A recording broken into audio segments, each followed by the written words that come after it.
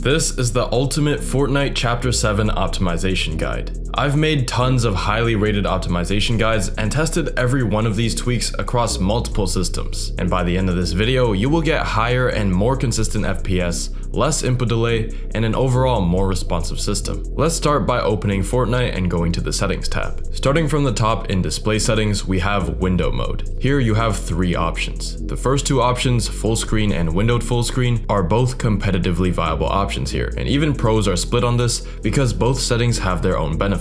Typically, full screen offers slightly lower input delay, while windowed full screen usually gives you higher average FPS. As long as you avoid regular windowed mode though, you're good to go. Next is resolution. This should always be set to your monitor's native resolution, and if you selected windowed full screen just now, the game selects your monitor's resolution automatically. Never lower this to gain FPS as it will make your HUD look blurry and terrible. We will instead be adjusting the 3D resolution later to increase your performance without sacrificing the clarity of your HUD. Moving on to VSync, you should leave this off for the best possible input delay. For frame rate limit, cap it to your monitor's refresh rate or whatever number your PC can consistently reach. This will give you better frame timing and perceived smoothness compared to unlimited, but if you want, definitely try unlimited or capping your FPS above your monitor's refresh rate for even less latency as long as your GPU is not at 100% usage, because that's where you might run into those frame time issues. The next setting is rendering mode. At the start of Chapter 6 Season 4, the new performance mode was harder to recommend because of the bugs. But with the bugs fixed now, it feels virtually identical to the old legacy performance mode. But you might be wondering why I still use and recommend the new performance mode when clearly the FPS is lower. Well, when you get into a real game with lots of players, the game becomes much more demanding for the CPU. And legacy performance mode, which runs on DX11, is simply not as good at utilizing CPU resources. So in those big build fights, your FPS should be higher and more consistent with the new performance mode. And if you're on an AMD GPU, DX12 will pretty much always run better than DX11. Obviously, it's not going to be the same for everyone, especially for people with lower end GPUs. Legacy performance mode might still be better for you. Moving into the graphics section, none of these settings affect performance in the slightest, but can improve player and object visibility. I personally like to keep them all on their default settings, though you might want to experiment with the 3 colorblind modes, as some pro players do play with them on. And if you're actually colorblind, I'm sure these settings can help a lot. Moving on to the graphics quality section, this is where you can decrease your 3D resolution to significantly increase your FPS if you're running into a GPU bottleneck. However, if your GPU is barely being used, decreasing your 3D res will do nothing but make players and objects harder to see. So in that case, don't touch this setting at all. Underneath that is dynamic 3D resolution, which is only adjustable if you decrease your 3D res below 100%. Now, it's been in the DX11 and DX12 settings since early 2023, but was silently added to performance mode sometime last season. But this basically allows your game to automatically increase your 3D resolution from the percentage you set just now whenever your GPU is being underutilized. I would personally never touch this because I much prefer a consistent viewing experience rather than having my resolution increase and decrease out of nowhere, but if that sounds appealing to you, then feel free to turn this on.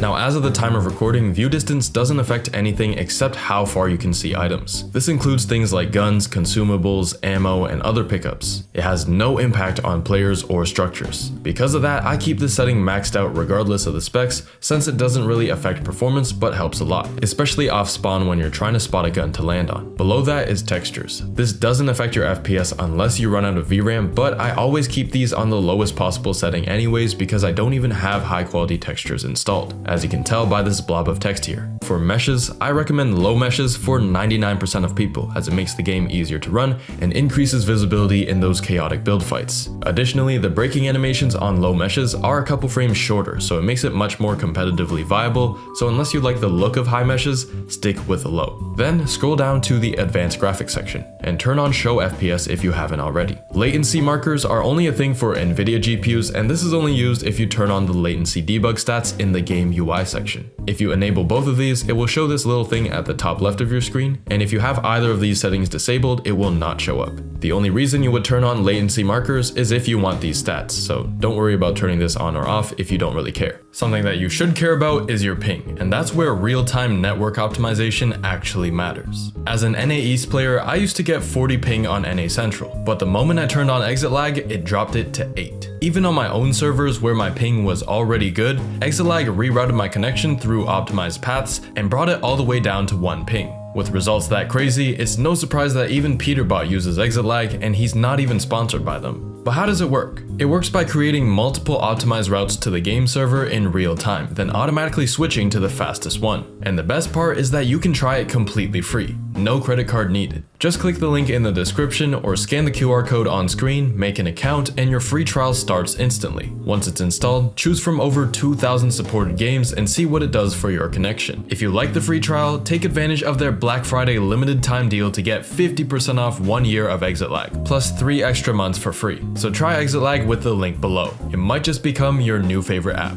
Next is NVIDIA Reflex Low Latency. This setting only applies to NVIDIA GPUs, so if you're on AMD or Intel GPUs, you can skip it. To briefly explain what this does, without Reflex, your CPU queues up frames for the GPU, so there's always at least 1 frame ready to display. Now that's great for smooth visuals in single-player games, but in esport titles like Fortnite, those queued frames are slightly delayed because they were pre-rendered and waiting to be displayed. But with NVIDIA Reflex on, that render queue is minimized as small as possible, so you're always seeing the newest frame, which obviously lowers input latency. This also means that you might lose a few FPS, especially if you have an underpowered CPU. So it's worth testing it on and off to see what feels best for you. But for most people, having it on works really well. But there's a second option here. You can also select on plus boost. Now because Fortnite is a CPU bound game, your GPU downclocks a lot, especially if you're on a laptop where the GPU prioritizes efficiency. And this downclocking can add a tiny bit of latency, obviously because your GPU is running slower. Having boost enabled just makes it so that your GPU doesn't drop into those low power states and is able to quickly react and increase its clock speeds and power to generate those frames as quickly as possible. As you can see with this example, with boost enabled, it'll spike up to 2655 MHz and 100 watts of power usage when it needs to. But without boost, it never goes above 2600 MHz or 92 watts of power, even when the game suddenly requires the GPU to work harder. So it's in these areas where having boost would give you better latency. However, this can raise GPU temperatures by up to 5 degrees, so make sure your system has good airflow and cooling. Obviously, don't use it on an old Quadro graphics card that has a single tiny fan. And just like standard Reflex, test on plus boost for yourself to see what feels best for you.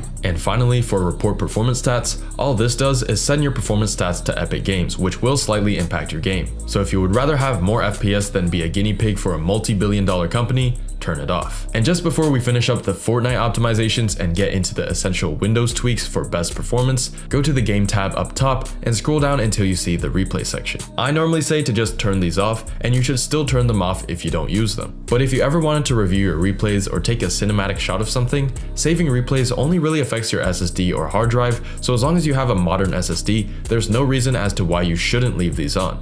Now that you've fully optimized Fortnite, it's time to dive into the Windows optimizations to get the most performance out of your PC. But before we start, you should know there's essentially no difference between these tweaks and the ones I covered in my recent Windows optimization video. I will be adding a ton of new optimizations in my next guide in 2026, but to be honest, if you watched that last video, there's not much point in watching the rest of this one. And as I say time and time again, if you've watched any of my previous videos before, this will be a lot less useful than if you've never seen my videos before. With that being said, let's get right into the essential Windows optimizations that I do every single time I set up a new PC, starting by creating a restore point. So if anything goes wrong as you apply these Windows tweaks, you can use this restore point to easily revert any changes you have made. To create a restore point, press your Windows key, type in create, and press enter. Then click on configure, turn on system protection, and click OK. Now that that's enabled, click create, give it a name, click on create again, and shortly after, it should tell you that a restore point has been created successfully. With the system restore point created, we can move on to the first essential Windows optimizations, starting with game mode. So press your Windows key, search for game mode, open the game mode settings, and turn this on. This just tells your CPU and GPU to prioritize your game over background processes. In the same menu, click on graphics, then change default graphics settings, and enable optimizations for windowed games. If you're still using legacy performance mode, this just makes your PC use a newer presentation model for your game that makes it run better. If you're using the new performance mode though, this doesn't change anything, but I still recommend having it on because Fortnite is probably not the only game you play, hopefully. You might also see a setting in here called hardware accelerated GPU scheduling, which I also suggest enabling as well. Having this on is actually a requirement for certain features like DLSS frame generation in other games. But to quickly explain what this does, GPU scheduling is normally done entirely on the CPU. But with this on, the GPU can do some of that scheduling for itself, taking some of the load off of the CPU. And this is massive for a CPU-intensive game like Fortnite, but keep in mind there is a chance it causes stuttering, so disable it if that happens. Next, we're gonna disable core isolation. This is a virtualization-based security measure that heavily impacts your CPU performance. And antiviruses like Windows Security and Malwarebytes are much more effective without reducing your gaming performance by 2 to 5% like core isolation does. To disable core isolation, press your Windows key and search for core isolation. In here, toggle memory integrity off. This change will apply when you restart your PC. I also recommend leaving everything else alone. These will not impact your FPS. What will impact your FPS is all the bloatware that comes with Windows, so let's remove all that unnecessary Windows bloatware by using the latest version of Titus Tech's Windows utility. It's free, safe, super user-friendly, and you only really need to do this if you've never done it before or after a Windows feature update. If you're skeptical about this, you can technically do all of this manually, but this will save you so much time, so I highly recommend it. To run WinUtil on your PC, press your Windows key, type PowerShell, and then click Run as admin. Then copy and paste the first line in the description and press enter. Be sure to copy this entire line, not just the link. After pressing enter, a window that looks like this should pop up. We're gonna go straight into the tweaks tab at the top. But before clicking on run tweaks, let's take a look at the advanced tweaks section. These are the settings that I personally like to use, but be sure to hover your mouse over each tweak to make sure that you know exactly what everything is doing. You never want to follow a YouTube tutorial without knowing what something does. I have Adobe Network Block off because I like to use Adobe websites like Adobe Express. I have set display for performance disabled because we're gonna manually adjust these settings later in the video so we get the same performance boost without making Windows 11 look like trash. Set hibernation as default should only be enabled if you're on a laptop. And finally, I highly recommend against removing all Microsoft Store apps. It removes a ton of useful apps like Snipping Tool. Having said that, this is what I like to run on all my systems so you can safely copy this, but make changes as you'd like. With all that done, click Run Tweaks at the bottom. And after a few minutes, this window will pop up saying tweaks are finished and you can close everything off. With your PC now fully debloated, let's take a look at the power plans because they can have a massive impact on your performance. To access your power plans, press the Windows key, search Choose a Power Plan, and open the power options. By default, you're not going to see the ultimate performance power plan in here, so I'm going to show you how to add it. It works best on mid to high-end systems, so if you have an absolute potato, you might want to skip this part of the video entirely. Essentially, what Ultimate does is it just keeps your CPU from dropping into a low power state, so you'll get less FPS drops and stutters. This doesn't mean that your CPU is going to choke itself at the highest possible clock speeds all the time. So now that you know what the Ultimate Power Plan does, open Command Prompt as administrator, copy and paste this line from the description, and hit enter. Once you refresh the power options by backing out and going back in, the Ultimate Performance Power Plan will appear in your additional plans, and you can easily select it. From there, all you need to do is figure out which plan works best for your system. And it's super easy to test because again, you can switch plans instantly without restarting your computer. For some people, the balanced plan will give the best results, but for others, the ultimate performance plan is better. But by running these tests for yourself, you'll know exactly which power plan is the best for your PC. Moving on to the NVIDIA GPU Optimizations. AMD users, skip to the next chapter of this video. From my own testing as well as NVIDIA's own articles, taking 2 minutes to change these settings can unlock a pretty sizable performance increase. There's also a very convenient reset to defaults button as well if you're still skeptical. So let's get straight into the NVIDIA control panel. If you've never opened this up before, it will ask you to agree to some terms and conditions, so just click agree and continue. Then click on Manage 3D Settings at the top left. This is where we're going to change 8 settings to make your game run better. The first 3 of which are changes that everyone should make no matter what NVIDIA GPU you have. The first setting we're going to change is OpenGL Rendering GPU. Just set that to whatever GPU you want to use while gaming. This setting won't do anything for Fortnite since it isn't an OpenGL application, but this setting is literally right there, so you might as well change it so if you ever use any sort of OpenGL based software in the future, this will prevent your GPU from accidentally selecting the wrong GPU. The second setting you should change is your shader cache size. Just increase that up to 10 gigabytes. The reason we use 10 gigabytes is because if the driver default is 4 gigs for example, when you fill that up, your GPU is going to delete shaders to free up space for new ones. That means if you ever go back into an area where you need that deleted shader again, your game could stutter as it reloads back into the cache. storage. The third and final setting that everyone should change is vertical sync. Turn that off. The next 5 settings depend entirely on your specific computer and personal preference, so change these as you'd like. Anti-aliasing gamma correction doesn't affect your FPS in the slightest, but disabling it does give in-game objects slightly sharper edges, whereas leaving it enabled gives you slightly more accurate brightness around these edges. On the other hand, low latency mode has a huge impact on latency, but it can decrease your FPS if you have lower end hardware. However, we already adjusted the NVIDIA reflex settings in Fortnite earlier in this video, and that setting actually overrides this one. But for any games that don't have reflex built in, I would recommend setting this to on for mid-end systems, off for lower-end systems, and ultra only if you're willing to sacrifice a little bit of your average FPS for better latency. So if your PC can output more FPS than you need already, you might as well just use ultra. But once again, the NVIDIA reflex setting in Fortnite will override this anyways. This just changes the settings for any games that don't have reflex. Next is power management mode. Change this to prefer maximum performance. Based on my testing, this makes a huge positive impact on 1% lows and frame times without increasing your clock speeds or temperatures in game. But when idle or doing low intensity tasks, this will make your system slightly less efficient. So you may want to stick to normal if you're on a poorly cooled computer. And finally, for the last 2 settings, drop texture filtering quality down to high performance and enable anisotropic sample optimization. These 2 changes will reduce GPU cycles at a slight cost of your game's visuals. But yeah, once you're happy with all your changes, click apply and you're done. Now for the AMD GPU tweaks. These few changes not only boosted my 1% lows, but also dropped my RAM and VRAM usage by a full gigabyte each. I do realize that this section of the video is a lot shorter than the NVIDIA section, but I promise I will be adding more for AMD GPU users for 2026. Anyways, if you want results like these, open up your AMD software. This is where we'll be making all of the changes. Click the settings cog at the top right, then preferences. Turn off everything in here unless you need any of these on for whatever reason. And the same thing goes for the hotkeys. Just turn them off unless you need them. Then click on gaming at the top and then graphics.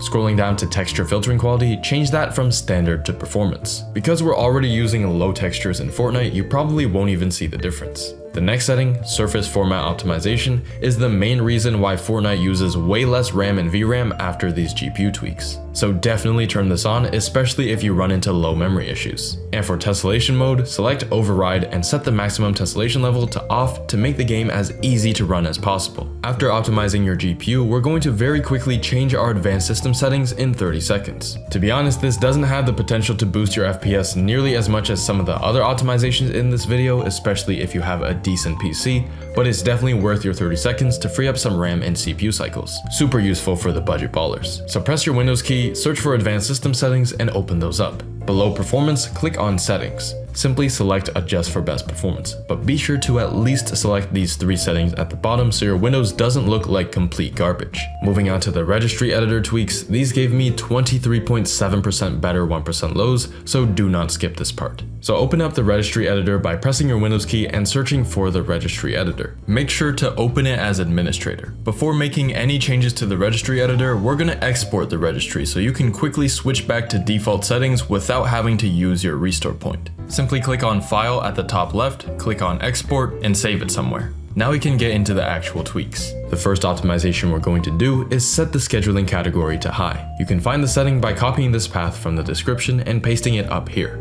After pressing enter, you'll find yourself in this folder, and all you have to do is double click on scheduling category and change the string value to high. Make sure you put a capital H or this will not work as intended. What this does is it basically tells Windows to treat your game as an urgent task, so your system gives Fortnite higher CPU scheduling priority, reducing stutters and input delay. Also note that when you change this value to high, it automatically treats it as if you set priority to 2, so you don't need to change priority at all. And until Microsoft updates their documentation, the GPU priority and SFIO priority values still don't do anything. But once you've set scheduling category to high, that's all you need to do here. You're fully optimized, even if my old videos or other YouTubers say you should be changing these other values in here. The second registry tweak we're going to do is change the Win32 priority separation value. By changing this number, you control how Windows splits CPU resources between foreground apps, Fortnite for example, and background tasks. And as you'd probably expect, Windows puts a lot of focus into telemetry and background tasks. So we're just gonna shift more of that priority towards the game. So copy and paste this line down in the description into the address bar up top. Then double click on Win32 priority separation. The best value should be 26 hexadecimal because it gives your game a high foreground boost, meaning Windows prioritizes the app you're focused on, and it sets long variable quantums, meaning more stable frame times. However, this will not be the best value for everyone, so here are some other values that are widely regarded as good for gaming to fully optimize your PC. For a detailed explanation on this topic, I highly recommend my guy CorvyTech's article on this. He explains everything about this topic super well on there. Diving into a quick internet tweak, we're going to optimize your connection by disabling network throttling. This can help reduce network latency, and I've never had issues with this optimization after testing this on all of my devices on multiple different internet connections. But just like the other registry tweaks, this is still a setting that you should test separately from the others because ping is equally as important as FPS in this game. So copy and paste this line from the description. Now when you get to this folder, NetworkThrottlingIndex may not show up, but as long as you're in this folder, just right click on an empty space, click New, then dword 32-bit value and name it NetworkThrottlingIndex. Make sure it's capitalized like so. To disable this newly created value, double click it and set it to 8Fs. If you run into any problems with this value, you can always change it back to hexadecimal A, the default value. To finish up the registry tweaks, we're going to change the SystemResponsiveness value. It's in the same folder we were just in, and this determines the percent of CPU resources given to background tasks, so it's very important that we decrease it as low as possible without destabilizing your system. Simply double click on it and set it to 10 decimal. If you type anything lower than 10, it gets clamped to 20. Don't ask me why, that's just how it works. Finally, it's time for the BIOS tweaks. Starting with enabling XMP/DOCP. If you haven't already enabled this, your RAM runs at a lower base speed called a JEDEC profile. By enabling XMP or DOCP, it'll run at the speed you actually paid for. But if you already have this enabled or your RAM is already running at the speed it should be, which you can check in your task manager, skip ahead in this video. But be sure to check your RAM information online or in the manual to ensure it supports this technology first though, because you can run into some serious issues if you try enabling XMP on RAM that doesn't even support it. If it does, go into BIOS by simply restarting your PC and spamming the delete key or F2. It depends on your motherboard. When you get into the BIOS, you're probably going to find this setting right on the main screen, but if you don't, it's probably in the AI tweaker, overclocking, or extreme tweaker tab. It's always a different name depending on your motherboard manufacturer, and you might not even have this option. But if you do find it, simply change that setting to enabled or profile 1. The next BIOS tweak we're going to do is SMT/hyperthreading. Simultaneous multithreading or hyperthreading simply lets each individual core in your CPU execute 2 threads at the same time. To find the setting, enter your BIOS's advanced mode. Once you're in advanced mode, it should be somewhere in the advanced CPU settings. When you find the SMT or hyperthreading setting, if you have 6 or less cores, set this to auto, and if you have 8 or more, off is typically the better option for you. Lastly, we're going to turn on above 4G decoding and resizable bar. For any GPUs with more than 4 gigs of VRAM, above 4G decoding basically lets your system use that VRAM much more efficiently, and it also unlocks the resizable bar option. Rebar allows your CPU to access your VRAM all at once instead of in 256 megabyte chunks. And combined, these two settings can increase your FPS by up to 70% for Intel GPUs and a more reasonable 10% for everyone else. Here are some common locations where you might find these settings. And again, when you do find the settings, just change them from disabled to enable, on, auto, or whatever the case is for your mobile. And that is it for my final optimization guide of 2025. I'm already working hard on expanding it for 2026, and I won't be posting another guide until I've added a significant number of new optimizations. Either way, I hope you found this video useful, and if you run into any issues, feel free to leave a comment below. The community and I are always here to help you out. So have a nice day, and don't forget to use code LEC in the Fortnite item shop.